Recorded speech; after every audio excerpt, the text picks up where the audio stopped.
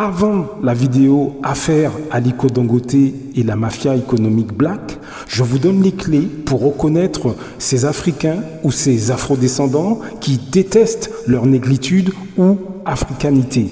Après cette vidéo, nous parlons du comment ensemble on peut faire beaucoup plus d'argent. Choisissez ce que vous regardez. Blaf, bonjour, Africains, Africaines, Afrodescendants, Afrodescendantes. Je vous embrasse tous. On continue l'intuition en Afrique. Alors, quand je dis l'intuition en Afrique, c'est au sein du monde noir en général. Comme vous le savez, je suis martiniquais. Ça peut être à la Martinique, à la Guadeloupe, à la Dominique, Sainte-Lucie, au Congo, en Côte d'Ivoire, etc. Au sein du monde noir en général. Alors pourquoi je vous parle de ça? C'est parce qu'on est, en tant qu'afrodescendant ou en tant qu'Africain, on a une éducation bien particulière. La famille, c'est sacré. On a envie d'être avec eux, on a envie de faire des choses avec eux. Le problème, c'est que aujourd'hui, en 2024, au sein des familles, il y a des choses pas claires qui se passent. Et il faut être très vigilant par rapport à ça. Je sais que c'est dur parce que dans notre éducation d'Africains, d'Afrodescendants, etc., comme je l'ai dit, ça se fait pas. Malheureusement, les choses ont changé, mes amis, depuis plusieurs décennies déjà. Dans les familles, vous avez des gens vraiment pas clairs, mauvais, méchants. Ça peut être un frère, une sœur, père, mère, cousin, cousine. Je suis un témoin privilégié de ça. Je vois dans ma propre famille, c'est infect. C'est vraiment infect. Et quand on regarde sur l'Internet, vous avez beaucoup de témoignages de gens, que ce soit dans les Antilles ou en Afrique, quel que soit le pays, au sein du monde noir, dans les familles, c'est devenu terrible. Jalousie, méchanceté, meurtre, avec de l'empoisonnement. Donc, on n'est plus à l'époque de nos grands-parents. C'est terminé. Le souci, c'est que parfois, on s'associe avec eux pour monter une entreprise, pour se lancer dans un business. Et très souvent, très souvent, c'est la catastrophe. Donc, faites attention avec qui vous montez un business comme membre de la famille. Faites attention. Faites attention. Basez-vous sur votre intuition, même avec un membre de la famille. Je vous laisse écouter une petite intervention là-dessus. C'est une vidéo. Alors, le titre, c'est « Les élus ». Comment reconnaître les démons chez les amis et la famille. C'est sur la chaîne Les élus de l'univers. Voilà. Si vous voulez aller voir la totalité de la vidéo, je vous mets un petit extrait, on en parle juste après. Avez-vous déjà ressenti une énergie lourde et négative en présence de personnes proches de vous? Que quelque chose ne va pas? Que quelque chose de mauvais influence vos amis ou votre famille? Eh bien, cela pourrait être plus qu'une simple intuition. Il est crucial que vous appreniez à identifier les signes subtils de l'influence démoniaque. Cette influence peut se manifester de nombreuses manières, pas toujours évidentes, et peut conduire les gens à adopter des comportements nuisibles et destructeurs sans même s'en rendre compte. Les démons sont passés maîtres dans l'art de la tromperie. Ils peuvent se déguiser en amis ou en famille, manipulant les gens pour leur causer du mal et propager la négativité. Ils peuvent générer des conflits et des discordes dans les relations, les foyers et des communautés entières. Il est donc important d'être attentif et d'observer attentivement les personnes qui vous entourent. Je ne vous dis pas d'être paranoïaque, mais plutôt d'être conscient que l'influence démoniaque existe et peut se manifester de manière subtile. Dans cette vidéo, je vais vous montrer comment identifier ces personnes et comment vous protéger de ces attaques. Mais avant de continuer, je dois vous demander une faveur. Assurez-vous que vous êtes abonné à la chaîne et activez les notifications. De cette façon, vous ne manquerez aucun contenu qui puisse vous renforcer dans ce voyage. Certaines personnes peuvent avoir de mauvaises intentions sans même s'en rendre compte, tandis que d'autres peuvent adopter consciemment des comportements négatifs. Faites attention à la façon dont les gens agissent, comment ils vous influencent et comment ils affectent l'environnement qui vous entoure. La tromperie est l'arme préférée des ténèbres, une illusion soigneusement construite pour tromper et corrompre. Il s'agit d'une stratégie rusée, méticuleusement planifiée pour atteindre les points les plus vulnérables du cœur humain. Les êtres maléfiques, maîtres de la tromperie, peuvent s'infiltrer dans votre entourage, cachant leur vraie nature sous un masque de bienveillance. Ils ont une capacité presque surnaturelle à identifier les insécurités et les désirs les plus profonds de leurs victimes, utilisant cette connaissance pour tisser un réseau de mensonges et de manipulations. Vos paroles peuvent être douces comme du miel, engageantes et séduisantes, capables de capter la confiance et l'affection de ceux qui les entendent. Avec une éloquence enviable, ces êtres sont capables de faire des promesses grandioses, de peindre des tableaux d'un avenir radieux et de proposer des solutions apparemment parfaites à n'importe quel problème. Ces gestes, pleins d'une apparente gentillesse, sont de nature à désarmer toute méfiance. Ils semblent serviables, toujours prêts à aider, créant une aura de fiabilité et de sécurité autour d'eux. Pourtant, derrière cette charmante façade, se cachent des intentions néfastes. La bienveillance affichée est un écran de fumée, destiné à cacher les véritables objectifs de manipulation et de destruction. Ces créatures obscures visent à corrompre l'esprit, à semer la discorde et à provoquer des souffrances. Ils manipulent les émotions, déforment les perceptions et créent des conflits, tout cela pour leurs sombres intérêts. La confiance qu'ils inspirent n'est qu'un moyen pour atteindre des fins sinistres, et la gentillesse dont ils font preuve est une couverture parfaite pour leurs actions perfides. La victime ne se rend souvent compte de son erreur que lorsqu'il est trop tard, lorsque le mal est déjà fait et que les cicatrices émotionnelles commencent à apparaître. Le sentiment d'avoir été trompé par quelqu'un en qui vous avez aveuglément confiance peut être dévastateur, laissant derrière lui une trace de désillusion et de désespoir. Reconnaître ces maîtres de la tromperie est un défi, car ils sont experts dans l'art de cacher leurs véritables intentions.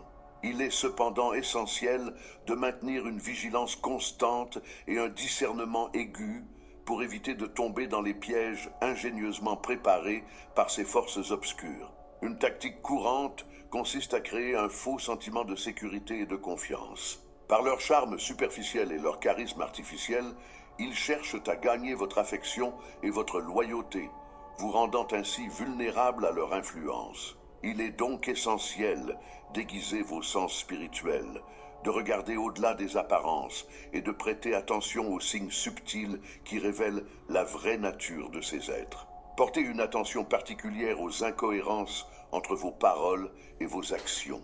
Le masque, aussi bien conçu soit-il, finira par tomber, révélant la face cachée de la tromperie. Voilà, vous avez entendu. Donc, faites très attention, même avec des membres de la famille, même avec des amis proches. Alors, encore une fois, il n'est pas question d'être parano. Mais j'ai entendu beaucoup d'histoires de gens qui se sont lancés dans une entreprise, ont acheté des terrains, etc., etc. Et la famille a complètement saboté, descendu, cassé complètement les finances de la personne en question. Ce sont des histoires qui reviennent encore et encore et encore et encore. Donc, utilisez votre intuition, comme je l'ai déjà dit dans d'autres audios. Utilisez votre ressenti vis-à-vis de la personne avec qui vous faites affaire. Faites attention. Faites attention. Il faut que la personne soit complémentaire avec vous, mais surtout, en amont, il faut que la personne soit intègre. Le lien familial ne suffit pas. Si vous montez une entreprise, vous achetez un terrain, vous investissez ensemble, le lien familial ne suffit pas, mes amis. Il faut quelque chose de plus. Est-ce que vous comprenez ce que je veux dire ? Il faut quelque chose de plus. Le lien familial, ça ne suffit pas. C'est important de le comprendre. C'est vraiment important. Il faut qu'il y ait une intégrité, une honnêteté. Il faut qu'il y ait quelque chose en plus. Le sourire et les bons sentiments, ça ne suffit pas. Vous avez, en tant que Martiniquais, pendant des décennies, j'ai entendu des histoires mais terribles à la Martinique ou en France, hein, dans le milieu des Martiniquais, où les gens s'entretuent pour un terrain, une maison. Enfin, c'est terrible. Les gens se font les pires coups mais des trucs de dingue. Je vous assure, j'ai connu un monsieur. Il était pasteur, je sais plus dans quelle, je sais plus dans quelle confrérie. Et il était divorcé. Il a rencontré dans l'assemblée, enfin dans les gens qui viennent dans sa congrégation, il a rencontré une femme. Ils se sont mariés. Et quelques mois plus tard, quelques temps plus tard, il se rend compte que la femme avec qui il est marié, finalement, ben, c'est pas son vrai nom à cette femme. Alors que sur les papiers officiels, alors je sais pas comment elle a fait, je crois que c'était une fausse identité, mais un truc complètement de dingue, de dingue, de dingue, de dingue, de dingue.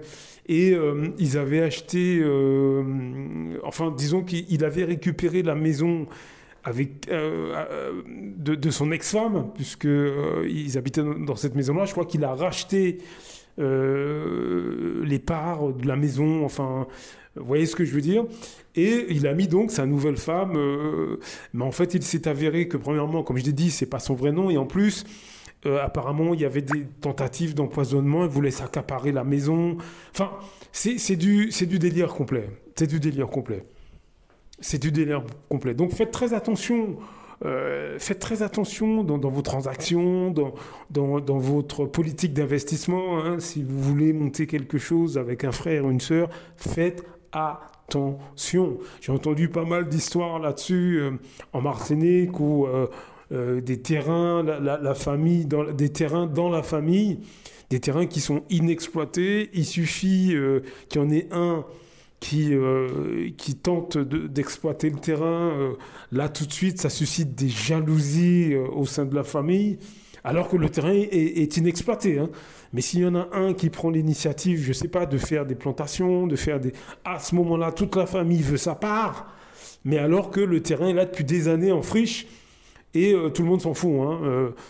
Donc voilà. Donc, et en plus, ce sont des membres de la famille qui, a priori, j'en ai déjà parlé dans d'autres audios, a priori, sont tout à fait normaux. On a l'impression, c'est-à-dire que tant que vous ne prenez aucune initiative, tant que vous ne prenez, tant qu'ils n'ont pas l'impression que vous les dépassez économiquement, vous les dérangez pas. Vous les dérangez pas. C'est une fois que vous prenez une initiative économique, vous achetez un morceau du terrain familial, là ils sont plus d'accord, ou bien vous montez une entreprise, là ils sont plus d'accord. Donc voilà, donc faites attention, ne donnez pas de l'argent comme ça à un membre de la famille sans savoir ce qu'il va faire ou des choses comme ça. Vous voyez? Soyez prudents par rapport à ça. Ne soyez pas, ne faites pas, n'ayez pas une confiance aveugle. Ne faites pas ça. Ne faites pas ça. C'est vraiment important de garder ça à l'esprit. Ne soyez pas dans le voilà, je fais confiance à 100% parce que c'est un membre de la famille. Non, non. Sur les questions d'argent, faites une reconnaissance de dette, faites quelque chose d'officiel, un partenariat officiel. S'il faut impliquer une tierce structure administrative ou légale, faites-le. Faites-le. Tombez pas dans le panneau, c'est un membre de la famille, et puis voilà. Hein, confiez votre jugement à votre intuition et au bon sens. Et au bon sens, parce que malheureusement, en 2024, au sein des familles, il y a des trucs pas clairs, il y a des gens pas clairs, hein, et ça peut être, encore une fois, un frère, une sœur, un cousin, une cousine, un oncle, une tante, père, mère. Faites attention, les choses ne sont plus ce qu'elles étaient. Vous voyez ce que je veux dire? Les choses ne sont plus ce qu'elles étaient. Donc, soyez